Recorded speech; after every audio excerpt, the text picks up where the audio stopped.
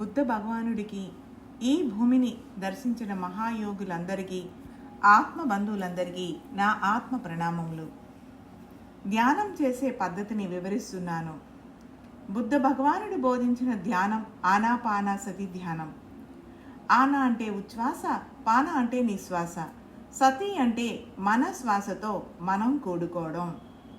బుద్ధుడు ఎన్నో ధ్యాన పద్ధతులు కనుగొని మనకు అందించిన ఆణిముత్యం మిత్రులారా. ముందు శ్వాస ప్రయాణం ఎక్కడి నుంచి మొదలైందో తెలుసుకుందాం. మిత్రులారా, తల్లి గర్భంలో ఉన్నప్పుడు తల్లి శ్వాసతో మనం అనుసంధానం అవుతాం. తల్లి ఏ శ్వాస అయితే తీసుకుంటుందో, ఏ ఆహారం అయితే తీసుకుంటుందో, దానితో 9 నెలలు తల్లి గర్భంలో ఉండి బయటికి వచ్చాక తొలి శ్వాసతో మన జీవన ప్రయాణం మొదలవుతుంది మిత్రులారా. అంత గొప్పది మన శ్వాస ప్రయాణం. మిత్రులారా, ఇప్పుడు మనం ఒక 10 నిమిషాలు ధ్యానం చేద్దాం. ఆ ధ్యానం చేసే పద్ధతిని కూడా తెలుసుకుందాం. ఫర్ ఎగ్జాంపుల్, 100% మనకి ఎనర్జీ తీసుకోవాలన్నప్పుడు సుఖాసనంలో కూర్చొని వేళ్ళల్లో వేళ్ళు పెట్టుకొని కళ్ళు మూసుకొని, కళ్ళు మూసుకోవడం ద్వారా ఒక 10% ఎనర్జీ లోపలికి తీసుకుంటాం. అలాగే వేళ్ళల్లో వేళ్ళు పెట్టుకోవడం వల్ల ఒక 10% ఎనర్జీ, 40% నోరు మూయడం ద్వారా, కళ్ళు మూయడం ద్వారా ఒక 40% ఎనర్జీ ఆదా అవుతుంది. కుర్చీలో కూర్చోవచ్చు మిత్రులారా.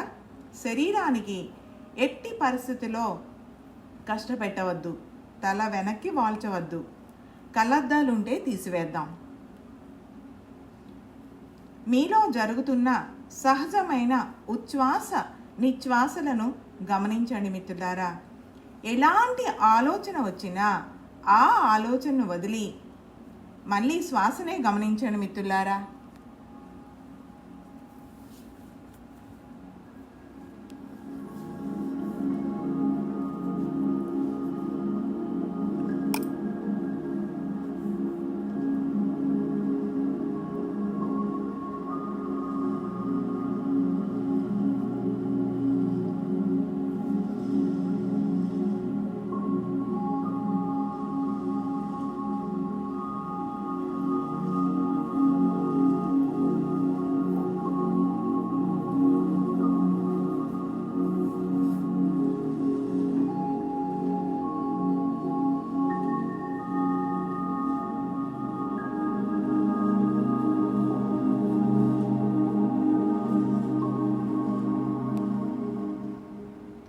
మనిషి మనసు మాయాజాలంలో పడి మనసు స్వాధీనంలోకి వెళుతున్నాం.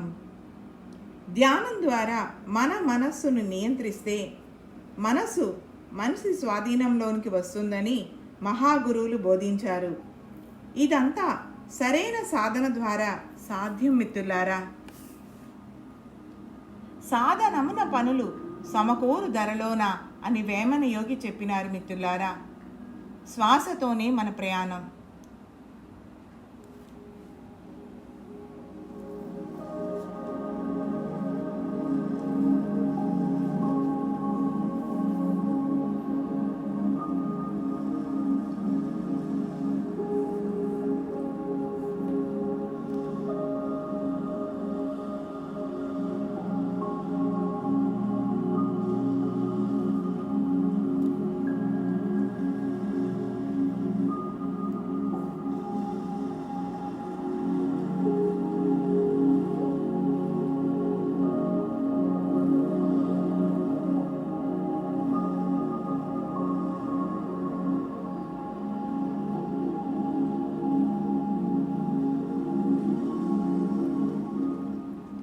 శ్వాస గురించి మహాయోగులు ఏం చెప్పారో విందాం.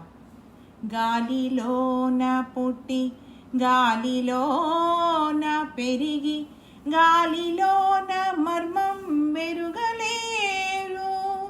ముక్కులోని గాలి ముక్కులోని గాలి ముక్తికి మరి దారయా దారయా దారయా. విశ్వదాభిరామ వినురవేమ. గాల్లోనే పుడుతున్నాం, గాల్లోనే పెరుగుతున్నాం. గాలి యొక్క మర్మం తెలుసుకోలేకపోతున్నాం. ఎవరైతే ముక్కులోని గాలిని గమనిస్తారో అదే ముక్తికి దారి అని చెప్తున్నాడు ఈ వేమన యోగి.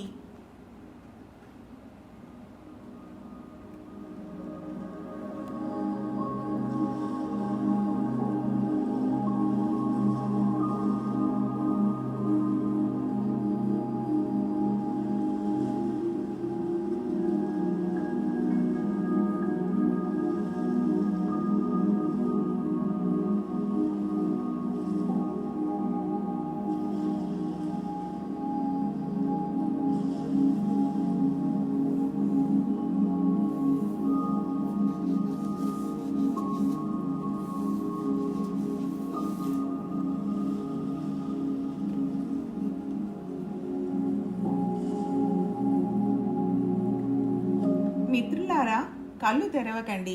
ఏ ఆలోచన మీది కాదు. ఇతరుల ఆలోచనలే మన వెంట తిరుగుతూ ఉంటాయి. వాటిని వదిలి శ్వాసనే పట్టుకుందాం. శ్వాసానుసంధానం మనలో ఉన్న దైవత్వంతో అనుసంధానం మిత్రులారా.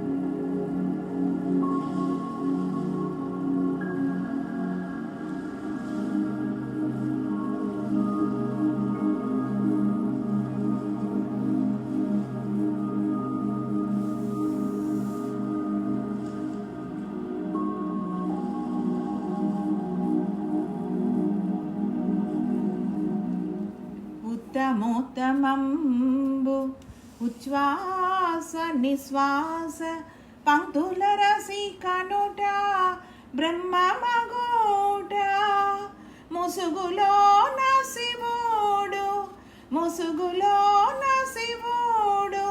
పొసగి ఉన్నాడయ్యా కాళికాంబ హంస కాళికాంబ. మన దేహంలో ఉన్నదే దివ్య తేజము. అదే మన శ్వాస. అదే ఉచ్ఛ్వాస నిశ్వాస. మనం దాన్ని పట్టుకోవాలి. ఆ శ్వాసలోనే సర్వం దాగుంది. మనం తరించే మార్గం అక్కడే ఉంది. శివుడు ఈ శ్వాసనే ముసుగులోనే ఉన్నాడు అని కాల జ్ఞానాన్ని బోధించిన వీర బ్రహ్మేంద్ర స్వామి శ్వాస గురించి ఎంత అద్భుతంగా వివరించారు మిత్రులారా.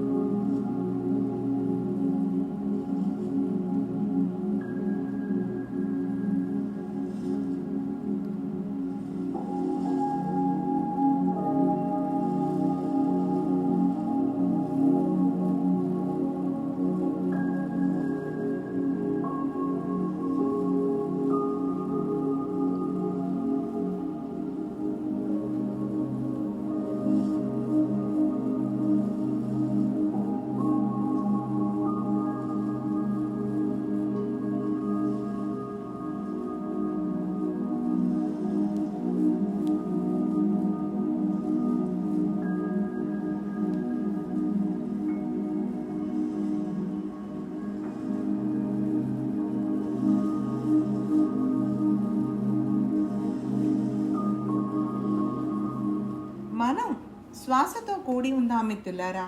మనలో ఉన్న దైవత్వంతో మనం ఉందాం. అంతర్ముఖ సమారాధ్య బహిర్ముఖ సుదుర్లభ అంది లలితమ్మ.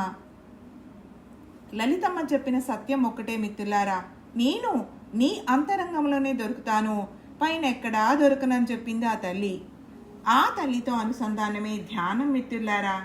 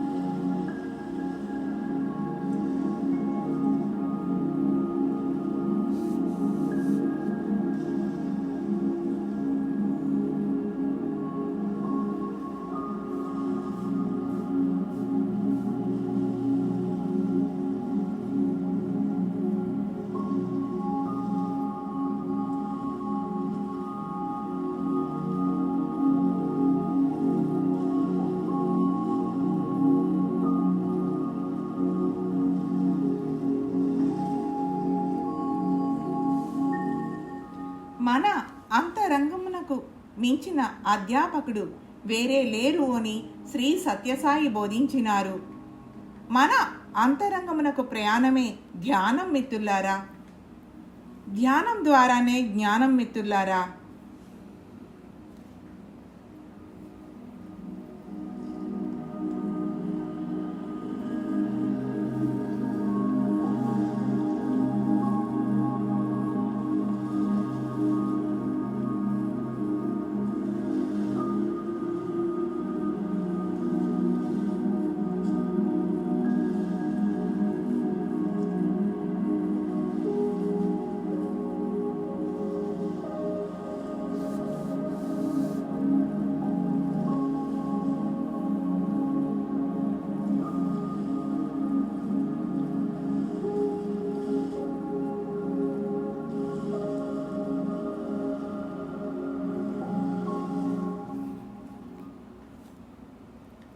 నెమ్మదిగా మన స్వస్థితికి వద్దాం మిత్రులారా.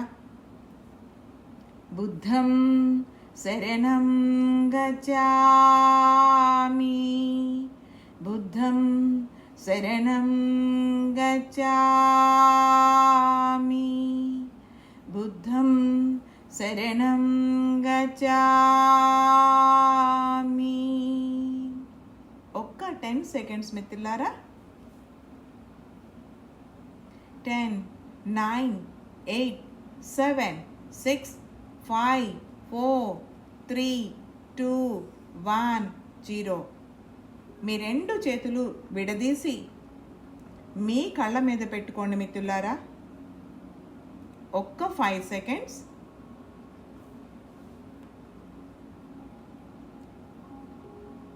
5, 4, 3, 2, 1, 0.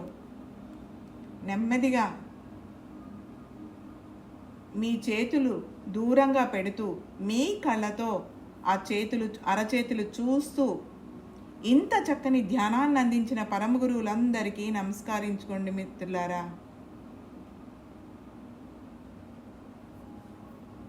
ధ్యానం అందరూ చేయవచ్చు. పిల్లలు 10 నిమిషాలు చేస్తే సరిపోతుంది. సరైన ధ్యాన సాధన ద్వారానే సాధ్యం మిత్రులారా. థ్యాంక్ యూ మిత్రులారా.